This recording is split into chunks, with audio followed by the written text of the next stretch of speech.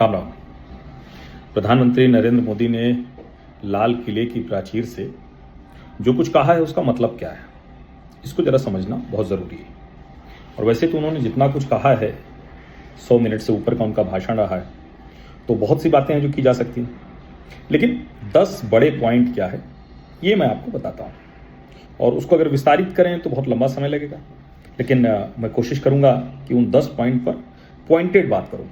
सबसे पहली बात ये कि मुझे लगता है कि जो चर्चा चल रही थी, बीच बीच में कुछ लोग ये भी बात कर रहे थे कि मध्यावधि चुनाव होगा क्या, जो तृणमूल कांग्रेस के नेता अभिषेक बनर्जी और जगन मोहन ने कह दिया कि चंद्रबाबू से संपर्क में है राहुल गांधी। इस तरह की जो चर्चाएं हुई, उसके बीच में प्रधानमंत्री नरेंद्र मोदी ने अपने चौथे कार्यकाल की बात कर दी है, यानी PM Narendra Modi 4th term के लिए तैयार हैं। और उसमें ज़रा सा भी उनको कोई, जिसको कहते हैं ना कि कॉन्फिडेंस उनका बहुत तेज है, आत्मविश्वास बहुत ऊपर है। तो सबसे पहला तो ये ज़रूरी है समझना, अगर वो चौथे टर्म की बात कर रहे हैं तो इसका मतलब कि विद इन पार्टी जितनी भी जगह जो चर्चाएं होती हैं वो सब दरकिनार हैं। और फिलहाल 2029 के लिए भी प्रधानमंत्री नरेंद्र मोदी अपनी दावेदारी छोड़ने को तैयार नहीं है। नंबर 1। नंबर 2, दूसरा पॉइंट क्या है? दूसरा पॉइंट तो डोनाल्ड ट्रंप बड़बोलापन कर रहे थे, लगातार जो कुछ बता रहे थे। अब डोनाल्ड ट्रंप को आज एक बहुत साफ साफ संदेश दिया, भारत ने अमेरिका के साथ अब दोस्ती वाला रिश्ता छोड़ दिया। दोस्ती में जितनी गुंजाइश होती है, जितना संकोच होता है, हम भारतीयों का, हिंदुओं का वैसे भी स्वभाव होता है, तो हम लोग रिश्तों को बहुत निभाते हैं। रिश्तों को निभाने में हम कई बार दब जाते हैं, मेरा अपना भी स्वभाव है। लेकिन जब एक बार लगा कि नहीं रिश्ते का दुरुपयोग हो रहा है, तो फिर उसको हम बर्दाश्त नहीं करते हैं। तो अब अमेरिका को भी बहुत साफ साफ प्रधानमंत्री नरेंद्र मोदी ने बता दिया है कि हम आपको बर्दाश्त करने वाले नहीं हैं किसी भी कीमत। आपको जैसे करना है करिए, लेकिन अब आपको हमारी शर्तों पर ही समझौता करना पड़ेगा, क्योंकि हमने आपके ऊपर कोई दबाव बनाया नहीं था। दबाव बनाने की कोशिश आपने की थी, अब वो चलने वाली नहीं है।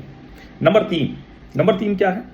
भारत जो कुछ भी आज है वो 10 वर्षों में जो आत्मनिर्भर भारत, और आज आप कहेंगे तो बड़ा मजाक लगेगा, अभी फिर स्वदेशी वाले वो छपवा के बांटने लगे हैं कि अमेरिका का ये बहिष्कार करो, ये बहिष्कार करो, ये बहिष्कार करो। लेकिन एक समय में जब राष्ट्रीय स्वयंसेवक संघ स्वदेशी जागरण मंच ये कहता था तो सब लोग मजाक बनाते थे। आज हमारे पास टूथपेस्ट से लेकर हथियार तक, रॉकेट तक, मिसाइल तक, सुदर्शन चक्र से हमारा सुरक्षा चक्र बन रहा है। तो हम आत्मनिर्भर भारत पर आगे बढ़ चुके हैं, और हमारी जितनी भी ताकत है वो आत्मनिर्भर भारत की वजह से है। तो डोनाल्ड ट्रंप को जो रिलेशन में बताया था, जो नंबर 2 पॉइंट मैंने बताया, तीसरा ये कि हम इस पर बहुत आगे बढ़ चुके हैं, इसमें हम पीछे जाने वाले नहीं हैं। तो ये अब कोई भी समझे तो उसको नुकसान ही होगा, फायदा नहीं होगा। चौथी बात क्या है? Nuclear threat. तो हम न्यूक्लियर थ्रेट को हमने न्यूक्लियर एनर्जी में कन्वर्ट कर दिया है। जैसे प्रधानमंत्री नरेंद्र मोदी कहते हैं आपदा में अवसर, जैसे वो कहते हैं कि हमको जब कोई पत्थर मारता है, ईंट मारता है, तो मैं उससे सीढ़ियां बना लेता हूं। तो अब ये जो न्यूक्लियर एनर्जी वाला मसला है, लाल किले की प्राचीर से प्रधानमंत्री नरेंद्र मोदी ने कहा कि 10 टाइम्स 10 गुना ज्यादा परमाणु ऊर्जा हम बनाने वाले हैं। अब इसका मतलब समझिए, अगर भारत अभी से 10 गुना ज्यादा परमाणु ऊर्जा बनाएगा तो परमाणु रिएक्टर होंगे, परमाणु तैयारी होगी, तो न्यूक्लियर वेपन की भी तैयारी उसकी बड़ी जबरदस्त होगी। इसको समझना होगा, इसको आप हिडन इसका समझिए। तो जो चौथा पॉइंट था कि हम परमाणु धमकी उनके से डरने वाले नहीं, पाकिस्तान हमारे लिए कुछ है नहीं, कोई उसकी हैसियत नहीं, तो ये भी बड़ी स्पष्टता से बता दिया। पांचवा बड़ा महत्वपूर्ण है, अभी विपक्ष बड़ा हंगामा कर रहा है, बहुत कुछ कर रहा है SIR के मुद्दे पर, मतदाता सूची के मुद्दे पर। तो अभी मतदाता सूची की आड़ लेकर ये जो घुसपैठिए और जो डेमोग्राफी चेंज करने की कोशिश हो रही है वो नहीं होने देंगे।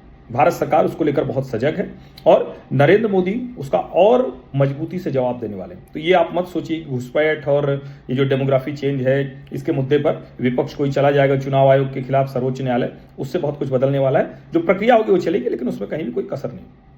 इसके बाद जो महत्वपूर्ण है, 6वां पॉइंट, ऑपरेशन सिंदूर पार्ट 2। भारत की तैयारी इसकी पूरी है।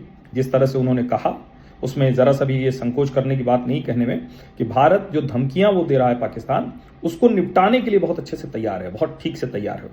और इसके बाद अगर हम 6वें पॉइंट की बात करें जो बड़ा महत्वपूर्ण है, भारत की इकोनॉमी पूरी तरह से इंटैक्ट है, हम सक्षम हैं। हमने जो 10 साल में, नरेंद्र मोदी के हवाले से कह रहा हूं, हमने जो 10 साल में जो कुछ प्रयोग किए थे वो सब सफल हुए हैं। अब उस सफलता को हम नेक्स्ट लेवल ले जाने वाले हैं। तो ले कैसे जाएंगे? जो कुछ काम किया उससे जनता को लाभ मिलता दिखना चाहिए। तो GST रिफॉर्म के जरिए जो GST की दरों में कटौती होगी, जो उसका सरलीकरण किया जाएगा, वो एक बड़ी चीज। अभी इनकम टैक्स एक्ट नया आ गया, ये आपको पता ही। पूरे भाषण को अगर आप ध्यान से देखिए, चाहे डीप सी ऑयल ड्रिलिंग हो, चाहे एनर्जी की बात हो, चाहे सोलर एनर्जी हो, चाहे न्यूक्लियर एनर्जी हो, चाहे सेमीकंडक्टर मिशन की बात हो कि 50-60 साल से वो फाइलों में ही दबा था, हम उसे लेकर आए, 6 शुरू कर दिया है, 4 को मंजूरी मिल गई है। ये सब कुछ अगर आप देखें तो प्रधानमंत्री का फोकस बड़ा क्लियर है, टेक और यूथ, तकनीक और नौजवान, वो देश को आगे लेकर जाने वाला है, इसमें कोई कंफ्यूजन नहीं है। पुअर प्रायोरिटी है सरकार की। अब ठीक है, यूथ में हम चाहें तो 1 लाख करोड़ की जो योजना है, पीएम विकसित भारत रोजगार योजना है, ऐसी जो भी योजनाएं जोड़ सकते हैं, उनकी जो और योजनाएं रहती हैं जिसको लगातार बताते हैं कि सरकार कैसे लाभार्थी के जरिए उनका विकास करती है, तो वो सब वो ठीक है। लेकिन ये जो पुअर प्रायोरिटी है ये बनी रहेगी, यानी जो उस तरह की स्कीम्स हैं, चाहे वो राशन देना हो, चाहे वो हैंड होल्डिंग करना हो, क्योंकि उनको पता है कि ये वर्ग अगर उसको बहुत कुछ नहीं मिलता रहा तो हम बहुत तरक्की करेंगे। तो वैसे भी डिवीजन बहुत है, रिच पुअर डिवाइड बहुत है, लोगों के हाथ में पैसे कितने हैं, तो वो सब फर्क पड़ेगा। तो पुअर प्रायोरिटी रहेगी। 9वां पॉइंट, 10वां और सबसे महत्वपूर्ण बिंदु, इसलिए इसको मैं 10वें नंबर पर कह रहा हूं, राष्ट्रीय स्वयंसेवक संघ की प्रतिष्ठा के साथ कोई समझौता नहीं किया जाएगा। इसको अच्छे से समझ लीजिए, कोई समझौता नहीं किया जाएगा। राहुल गांधी कहते रहें संघी घुस गए हैं, संघ पर हमला करते रहें, कुछ भी कहें, संघी तो प्रधानमंत्री है, तो कोई समझौता नहीं होने वाला है। भारत सरकार बहुत स्पष्ट है, वो दुनिया को आईना भी दिखा रही है। नरेंद्र मोदी आईना दिखाते हैं कि ग्लोबल वार्मिंग पर दूसरे लोग नहीं कर पाए, हमको जो 2050 में करना था हम अभी कर लेते हैं। कार्बन उत्सर्जन हमने तो नियंत्रित कर लिया। तो एक तरह से जो लीडरशिप पोजीशन है उसको हमने अचीव कर लिया, उस लीडरशिप पोजीशन पर हम बैठे हुए हैं। एक और बड़ी महत्वपूर्ण बात है, श्यामा प्रसाद मुखर्जी को उन्होंने बताया, जो भारत के स्वतंत्रता संग्राम में संघ की भूमिका है वो हम बता चुके हैं।